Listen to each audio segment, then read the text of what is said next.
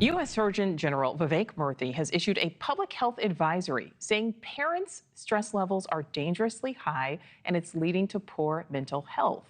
His 30-page advisory says nearly half of parents say their stress levels are completely overwhelming. 41% admit it impacts their daily functioning. And here are some of the reasons. Finances, school safety, family violence. Those are just some of the greatest concerns. And the advisory comes just months after the Surgeon General issued two other public health warnings, stating social media is contributing to teens' depression and loneliness is becoming America's new epidemic. So let's talk about it. Joining me now, clinical psychologist and attorney and founder of Digital Citizen Academy, Dr. Lisa Strohman. Dr. Strohman, so great to see you again. What is your reaction to this new public health advisory addressing the mental health and well-being of parents specifically? Thanks, Nichole. It's good to see you again. I'm ecstatic that Dr. Murthy, I think I'm kind of a secret best fan of his, that he is actually bringing this to the forefront, because the report really highlights a very crucial need and a mental health crisis that's happening within the family itself. So it's not just the kids, it's actually impacting that entire system. And parents, for the first time in generations, are dealing with raising kids in social media that they may not actually understand, and also have aging parents. There's a lot of different things that are happening at this point that is leading into that. You know, and so there's this new warning. The Surgeon General has also issued warnings on the epidemic of loneliness, the harms of social media on teens. Now the stress on parenting. First, this is a two-part question. What do you think about his approach almost to his job, you know, with this elevated focus it seems to be on the importance of mental health and well-being? I think that it's crucial. I mean, our world doesn't work if we're not feeling okay. And I think that loneliness has been escalating over time. I think that the pandemic really kind of put a fire underneath it.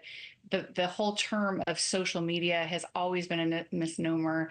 And I think that we are seeing, and from the national talks that I give, I also talk about this often with kids and parents, but parents are struggling with social media addiction as much as the kids are.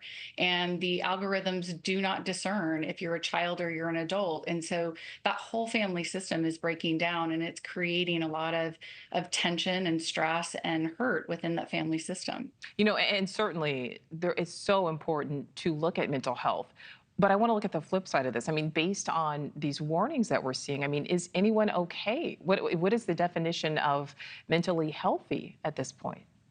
Right. I like to call, a lot of times people talk about mental illness, but I like to term it mental wellness. I think that we all have sprinkles of everything, that if we really are honest in our family systems of addiction or depression or anxiety, but really truly if we're well or not, or if we're managing ourselves, it's about whether or not we have resilience in the day-to-day and those issues that are happening in our lives. And I think that if we have wellness, that spectrum, we look at it, do we have the ability to recover? Do we have a network in real life of people that can help us in those situations, not just in an online forum or things like that, which I think that we are finding is not working for society. I love that resilience every day. My last question for you, not everyone is going to be willing to seek out professional help or even think that they need it.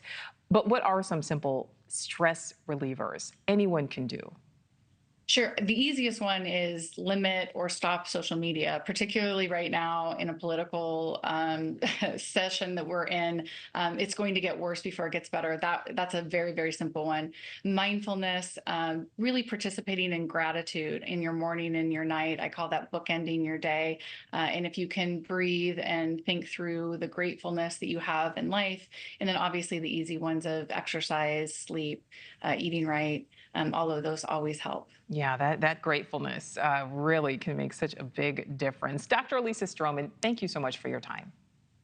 Thanks for watching. Go to joinnn.com to find NewsNation on your screen. And don't forget to click the red subscribe button below to get more of NewsNation's fact-driven, unbiased coverage.